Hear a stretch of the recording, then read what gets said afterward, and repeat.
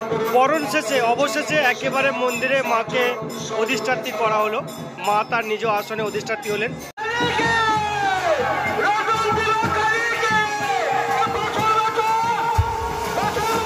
একদম ওপর থেকে মেলার যে টোটাল ওভারভিউ সেটা তোমাদেরকে দেখাই। ওদিকটাতে প্রচুর দোকানপাট বসেছে, যে কথাটা বলছিলাম, মন্দিরের ঠিক পাশে। আর এদিকটাতে চলছে সাংস্কৃতিক অনুষ্ঠান। শ্রীকৃষ্ণের লীলা থেকে আমরা জানতে পারি শ্রীকৃষ্ণ এবং রাধারানী যখন কুঞ্জবনে প্রেম করছিল, অর্থাৎ তাদের যে লীলা চলছিল সেই লীলাকে হাতে নাতে ধরার জন্য আয়ন ঘোষ এবং কুটিলা সেখানে পৌঁছায়। কিন্তু রাধারানীকে অপবাদের হাত থেকে রক্ষা করার জন্য শ্রীকৃষ্ণ কালীর রূপ নেয়, অর্থাৎ অপবাদ বা রটনার হাত থেকে শ্রী রাধাকে রক্ষা করে। এবং সেখান থেকেই মূলত রটন্তী রক্ষাকালী পুজোর সূচনা। প্রতি বছর মাঘ মাসের কৃষ্ণপক্ষের চতুর্দশী তিথিতে কিন্তু এই রটন্তীকালী রক্ষা পূজাটা অনুষ্ঠিত হয়। এই ব্লগে আমি তোমাদের আমার বাড়ির খুব কাছে জীবনমোল্লাহাট বাজার সংলগ্ন একটা রটন্তী রক্ষাকালী পুজো হয় সেটা দেখাবো। এই রটন্তী রক্ষাকালী পূজা উপলক্ষে কিন্তু প্রচুর বাজি ফাটে এবং অন্নভোগের আয়োজন করা থাকে। তো এই ভিডিওটা সম্পূর্ণ দেখতে থাকো। আর রটন্তী রক্ষাকালীর এই পূজাটা যদি তোমাদের ভালো লাগে তাহলে এটাকেও লাইক, শেয়ার, কমেন্ট করে দিও। এই চত্বরটা হলো জীবনমোল্লাহাট চত্বর। এদিকটা হচ্ছে পুরাতন পোল। এই মুহূর্তে আমি পুরাতন পোলের ওপর রয়েছি। আর দূরে ওদিকে রয়েছে নতুন পোল। যাবতীয় যানবাহন কিন্তু নতুন পোল দিয়ে এখন বর্তমানে যাতায়াত করে। এটাই হলো জীবনমোল্লাহাট। আর এই রাস্তাটা সোজা চলে গেছে মাছপট্টির দিকে। আর এখান থেকেই কিন্তু আজ যেতে হবে রক্ষাকালীর এই পূজাটাতে। এটা হলো জীবনমোল্লাহাট মাছের পটি। এই মাছপটি অতিক্রম করে কিন্তু যেতে হবে রক্ষাকালী যে মন্দিরটা রয়েছে সেই মন্দিরে। তো চলো মন্দিরে যাই। ফাইনালি একেবারে মন্দিরের কাছে চলে এসেছি। আর এটাই হচ্ছে রটন্তী রক্ষাকালী যে মন্দির, সেই মন্দিরটা। মন্দিরের গায়ে রাধাকৃষ্ণ গৌরনীতায় রয়েছে। আর ওপরেই রয়েছে রটন্তী রক্ষাকালীর মূল যে স্টেজ, সেই স্টেজটা। এটাই হলো মূল যে রটন্তী রক্ষাকালী মন্দির, সেই মন্দিরটা। আর এখন ঠাকুর আসেনি। সমস্ত মন্দিরটা বিভিন্ন কাঁচা ফুল এবং আর্টিফিশিয়াল ফুল দিয়ে সাজিয়ে দেওয়া হয়েছে। আর এদিকটাতে মন্দিরের আজকে যে পুজো রয়েছে সেই পুজোর আয়োজন চলছে। তো দেখাই তোমাদের মন্দিরটা একটু ঘুরিয়ে। এই হলো মন্দিরের একেবারে ভিতরের অংশ। মন্দিরের ভিতরের অংশে মা তারামার একটা ছবি রয়েছে, মালা দেওয়া রয়েছে। আর এখানে খাড়া রয়েছে। আজ যেহেতু রক্ষাকালী আর একদিনের পুজোর ব্যাপার, তাই এখনও ঠাকুর এসে পৌঁছায়নি। ঠাকুরের আসনটা কিন্তু এখনও শূন্য রয়েছে। এদিকে দেবাদিদেব মহাদেব রয়েছে, এদিকে শনি ঠাকুর রয়েছে, আর রামসীতা রয়েছে। তো চলো এবার মন্দিরটা কিন্তু খুব সুন্দর ডেকোরেশন করা। মন্দিরের ভিতরের অংশটা তোমাদেরকে একটু দেখাই।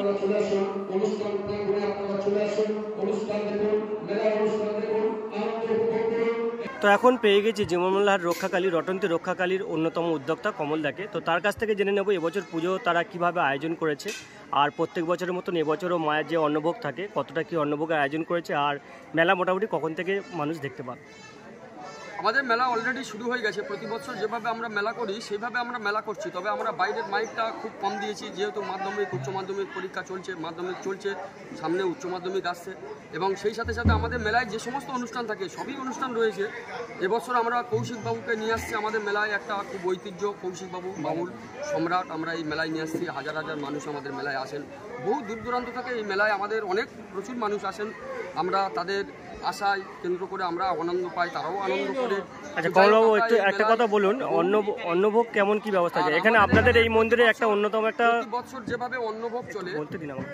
আপনাদের এই মন্দিরের এই রটন্তী রক্ষাকালীর কিন্তু একটা খুব নাম হচ্ছে, সেটা হচ্ছে অন্নভোগ। কেউ ফিরে যায় না, সকলে বসে দাঁড়িয়ে খেতে পারে। তো এবছর কতটা কি আয়োজন করেছে? হ্যাঁ, এবছর আমরা যেভাবে মায়ের অন্নভোগ করে থাকি এবছর সেইভাবে একই রকম অন্নভোগ রয়েছে। আমরা 300 কড়া অন্নভোগ করি। এবছরও সেই 300 কড়া অন্নভোগ করেছি। কেউ আমাদের এখান থেকে ফিরে যেতে পারবে। এবছর পুজো একদিন হচ্ছে, 300 মানে অকেশনটা একদিনই চলছে। হ্যাঁ, একদিনের জন্য আমরা 300 কড়া অন্নভোগ অলরেডি আমাদের হয়েছে। 300 কড়া অলরেডি আমাদের ভোগ হয়েছে। এতে আমাদের প্রচুর মানুষ আসবে। সবাই যারা আসবে কেউ ফিরে যাবে, সবাই খেতে পারবে অন্নভোগ। ধন্যবাদ। রটন্তী রক্ষাকালী পুজোতে কিন্তু প্রচুর মহা অন্নভোগের আয়োজন হয়। আর এখানে পরপর 5টা কড়াতে রান্না চলছে। 5টা নয়, আরও বেশি আছে। আর রান্না চলছে এই মুহূর্তে। তরকারিগুলো, অন্নভোগের যে তরকারি সেগুলো রেডি। আর এগুলো পরপর কিন্তু অনেকগুলো কড়াইতে রান্না চলছে, ভোগ, অন্নভোগ। মায়ের শ্রী পাপ হস্তদান করেছেন। আমরা মায়ের কাছে প্রার্থনা জানাই, মা আশা আকাঙ্ক্ষা কামনা বাসনা পূর্ণ করুন। আগামী দিনগুলো হয়ে ওঠে আনন্দময় হয়ে ওঠে, সংসারে সুখ শান্তি ও সমৃদ্ধিতে ভরে ওঠে, পূর্ণ করেন। আগামী দিনগুলো তার জন্য সুখময় মধুময় বাড়িয়ে দেননি। আপনারা গুটি গুটি পায়ে আমাদের মেলা প্রাঙ্গণে আসুন। আমাদের মেলা প্রাঙ্গণে এসেছে সেই এলইডি লাইট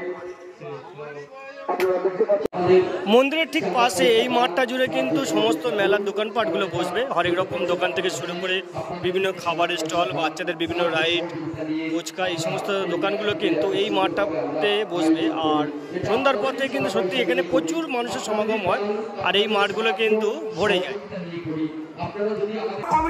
একদম ওপর থেকে মেলার যে টোটাল ওভারভিউ সেটা তোমাদেরকে দেখাই। ওদিকটাতে প্রচুর দোকানপাট বসেছে, যে কথাটা বলছিলাম, মন্দিরের ঠিক পাশে।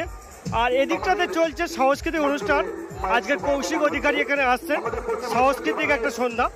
আর ঠিক এই দিকটাতে রয়েছে কিন্তু ভোগ বিতরণ চলছে। আর যে সমস্ত বাজিগুলো ফাটছে সেগুলো কিন্তু এই প্রত্যন্তর মাঠ জুড়ে হচ্ছে। প্রচুর মানুষ কিন্তু এই সময় মায়ের অন্নভোগ গ্রহণ করছে। ব্যাপারটা দেখো কতটা সুন্দর, এবং এই ঠান্ডার মধ্যেও প্রচুর মানুষ কিন্তু একত্রিত হয়েছে।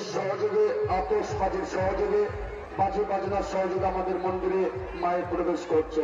তাই আপনারা চলে আসুন, যারা এখনো পর্যন্ত আমাদের মায়ের অন্নভোগ প্রসাদ সেবা করেন, আপনারা চলে যান ওদিকে আমাদের মন্দির দিক থেকে। মন্দিরটাকে তোমাদেরকে দেখাই। সমস্ত মন্দিরটা এলইডি লাইট, আরজিবি লাইট, এই লাইটগুলো দিয়ে সাজিয়ে তোলা হয়েছে। ফলে দূর থেকে কিন্তু মন্দিরের যে টোটাল যে ভিউজটা, ওভারঅল যে ভিউজটা, সেটা কিন্তু একটা মার্ভেলাস লাগছে। আর এদিকে কিন্তু মানুষজন এসছে। যেহেতু এই সময় মাধ্যমিক পরীক্ষা চলছে, তাই কিন্তু বিগত বছরের তুলনায় এবছর লোক সমাগম একটু কম। তাহলেও টোটাল যে ভিউজটা রয়েছে এটা কিন্তু ওপর থেকে দারুণ, এক কথায় মার্ভেলাস লাগছে। আর দূরে ঠাকুর প্রায় এসে গিয়েছে, সেই শব্দটাও কিন্তু শোনা যাচ্ছে। অর্থাৎ বাদ্য যে যন্ত্রর আওয়াজ সেটা কিন্তু কানে এসে পৌঁছাচ্ছে। তো চলো এবার ঠাকুর আসছে, সেই ব্যাপারটা তোমাদেরকে দেখাই।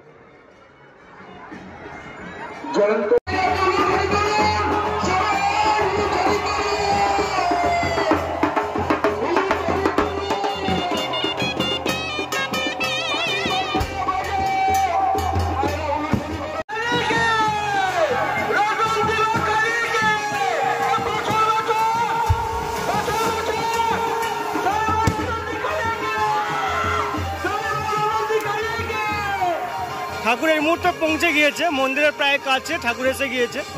আর আতশবাজির মাধ্যমে ঠাকুরকে ওয়েলকাম জানানো হচ্ছে। তো চলো ঠাকুরটা তোমাদেরকে দেখাই। এই হলো রটন্তী রক্ষা কালী, জীবন মোল্লা হাটের রক্ষা কালী। আর এদিকে প্রচুর কমিটির ছেলেরা রয়েছে।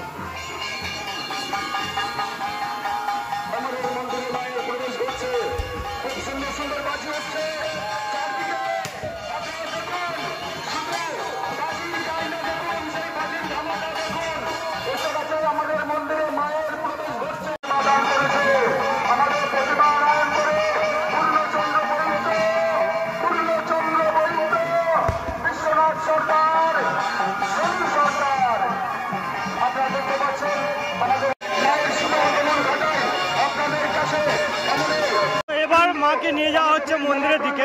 তো চলো তোমাদেরকে ব্যাপারটা দেখাই।